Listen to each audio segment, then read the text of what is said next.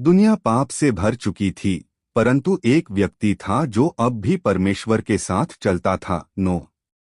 वह अपने समय का धर्मी मनुष्य था और परमेश्वर ने उसे उस विनाश से बचाने के लिए चुना जो आने वाला था।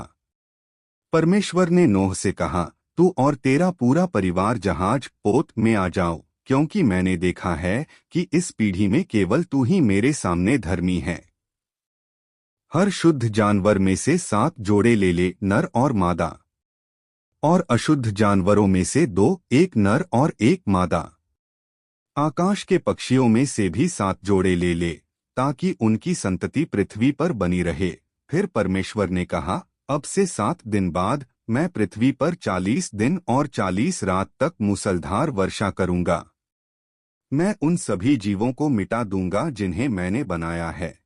नोह ने परमेश्वर की आज्ञा के अनुसार सब कुछ वैसा ही किया। तब नोह की आयु 600 वर्ष थी जब जलप्रलय आया।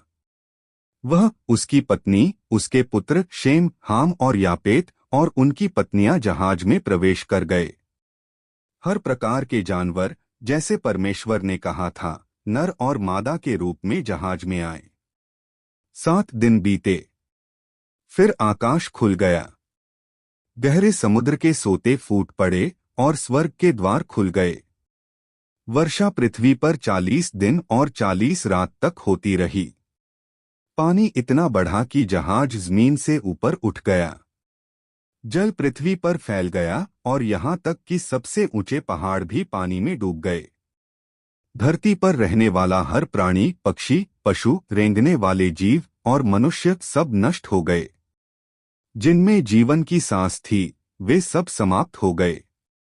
केवल नोह और जहाज में उसके साथ रहने वाले जीव ही जीवित बचे। पृथ्वी पर 150 दिनों तक जल का प्रभुत्व रहा।